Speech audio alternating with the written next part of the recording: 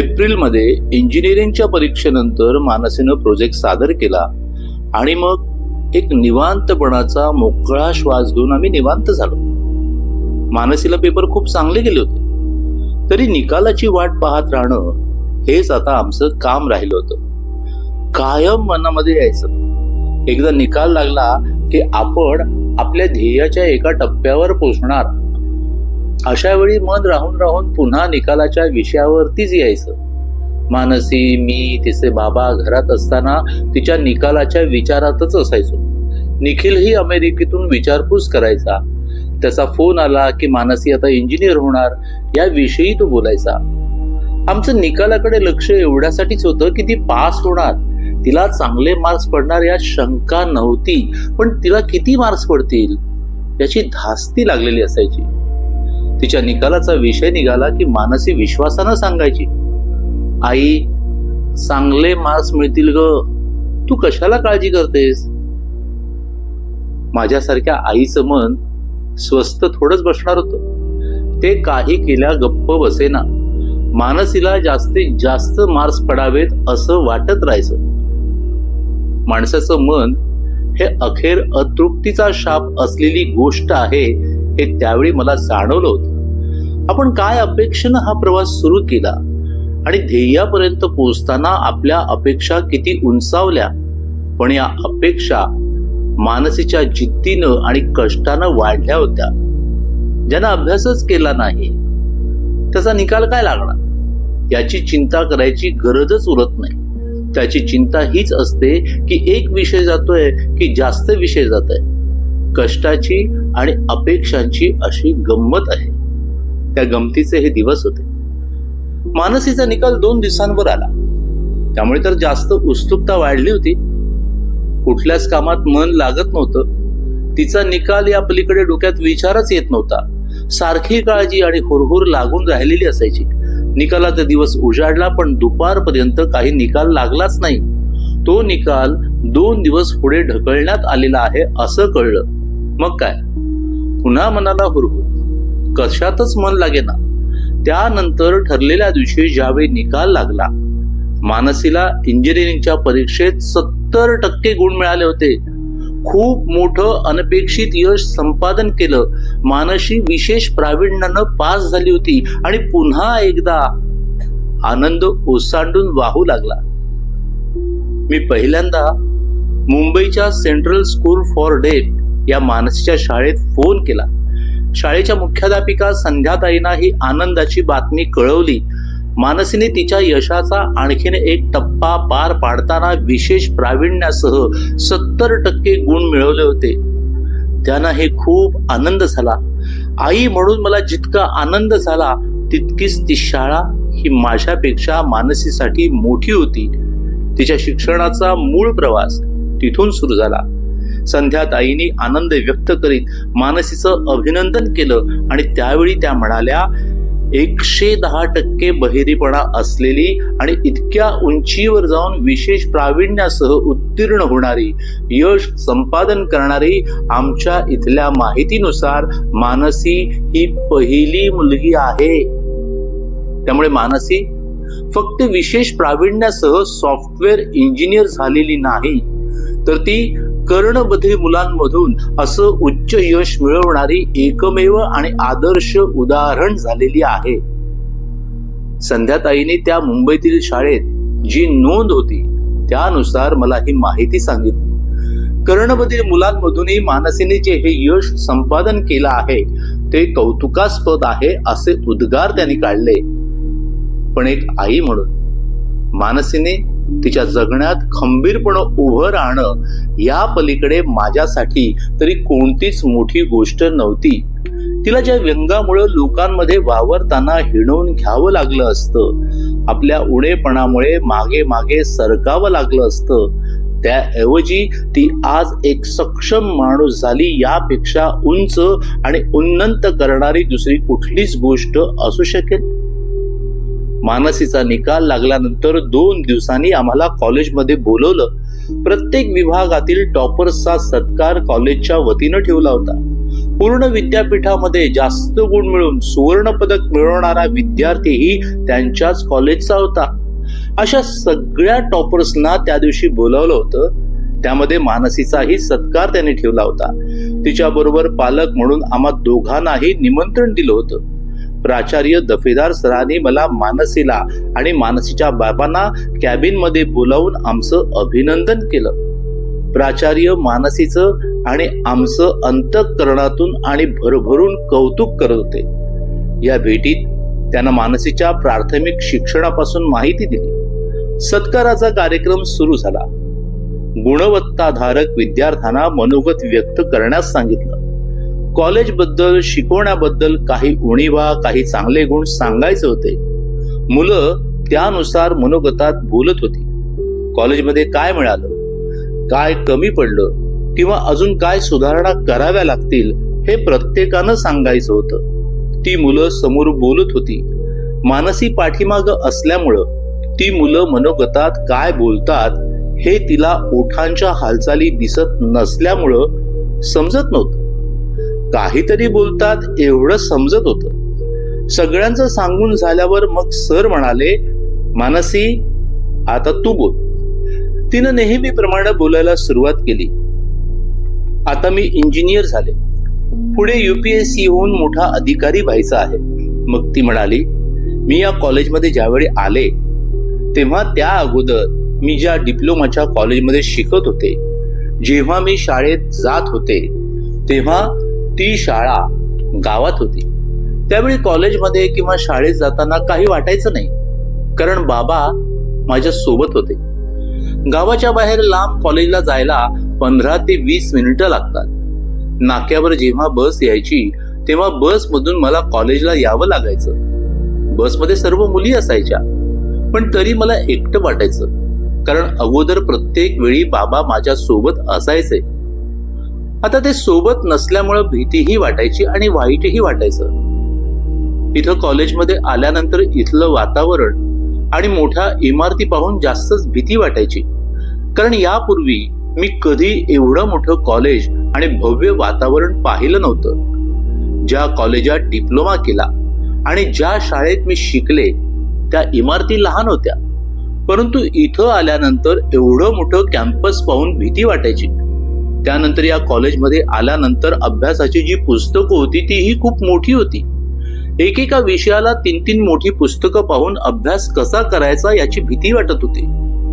सुरुवातीच्या दिवसात या भीतीनं मी घाबरून गेले असताना माझ्या अडचणीच्या वेळी कॉलेजमधील सर्व प्राध्यापक, मैत्रिणी आणि प्राचार्यांनी मला आधार देऊन जो माझा आत्मविश्वास वाढवला, त्यामुळे मी पहिल्याच वर्षी 80 विद्यार्थ्यांपैकी जे 40 विद्यार्थी पास झाले होते त्यात पास होऊ शकले. त्यातही मला 60% मार्क्स मिळाले. म्हणून कॉलेजने माझ्या हस्ते 15 ऑगस्टला झेंडावंदन करून माझा सन्मान केला. तो सन्मान मी आयुष्यात कधीही विसरू शकत नाही. ही माझ्यासाठी कॉलेजने दिलेली सगळ्यात मोठी गोष्ट आहे. त्याशिवाय मी आज हे यश मिळवू शकले नसते. UPSCचा अभ्यास करून मला अधिकारी व्हायचं आहे. अधिकारी झाल्यावर मी कॉलेजसाठी नक्कीच काहीतरी करेन. हे ऐकल्यानंतर प्राचार्यांना इतका आनंद झाला की एखादा विद्यार्थी कॉलेजसाठी काहीतरी नक्कीच करेन असं म्हणतो त्याचं त्यांना समाधान वाटलं, भरून पावल्यासारखं वाटलं. कारण एकदा विद्यार्थी शिकून गेला की पुन्हा त्या कॉलेज विषयी जास्त विचार करत नाही. पण मानसीच्या तोंडी कॉलेजविषयी काहीतरी करण्याची जी भावना होती त्यानं ते भारावले. तिनं जो विचार मांडला की मला नक्कीच कॉलेजसाठी काहीतरी करायचं आहे, या नुसत्या बोलण्याने ते खूप खूप आनंदित झाले. मानसीचं हे बोलणं संपल्यावर कॉलेजमध्ये टाळ्यांचा कडकडाट झाला. सगळ्यांनी तिचं बोलणं आवडल्याच्या प्रतिक्रिया दिल्या. स्वतः प्राचार्य दफेदार सर जेव्हा बोलायला उभे राहिले तेव्हा ते म्हणाले, बघा काय विचार मांडलेत मानसीनं. कॉलेजसाठी तिनं किती छान विचार केला आहे. तुझ्याविषयी बोलायला आमच्याकडे शब्दच नाहीत.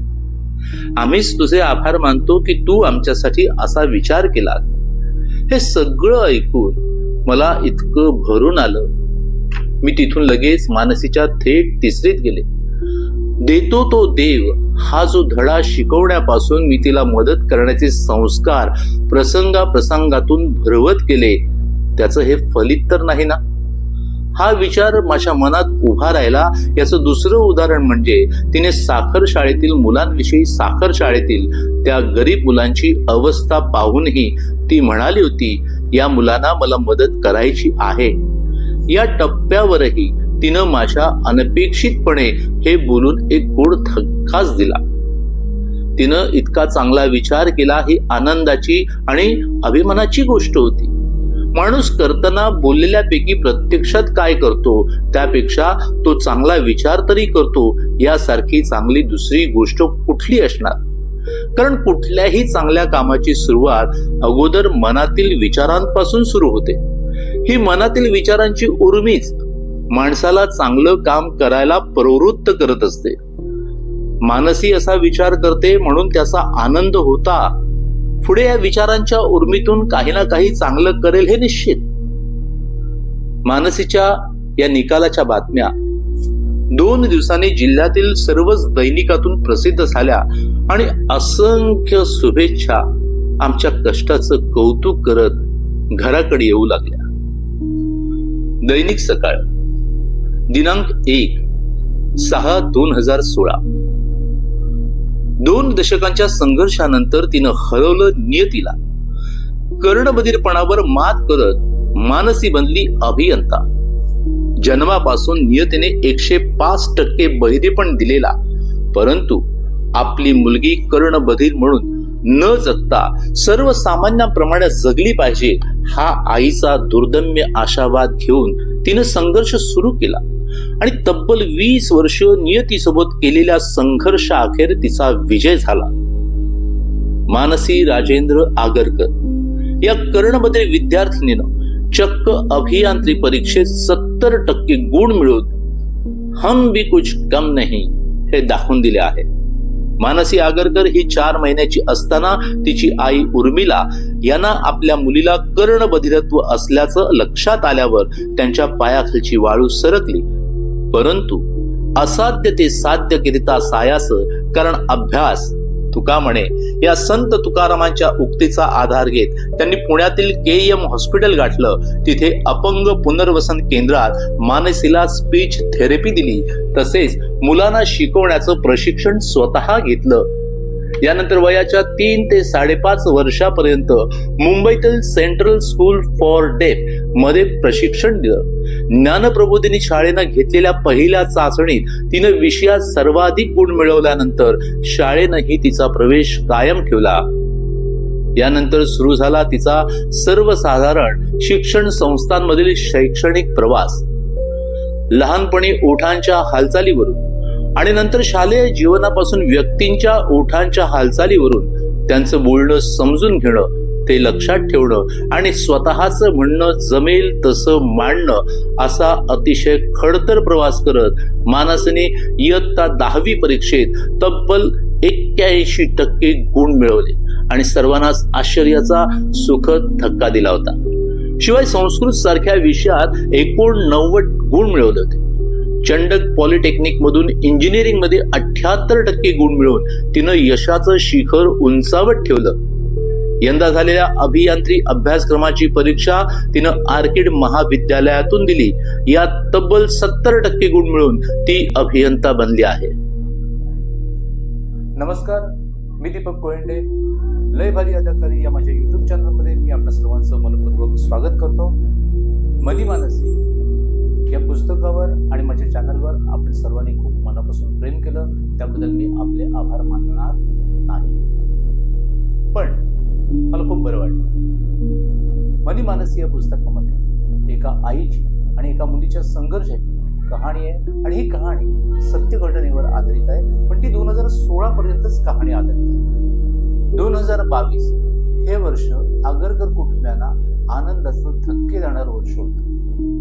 27 मे 2022 उर्मिलाताईंचा मुलगा निखिल राजेंद्र आगरकर याचा शुभ विवाह.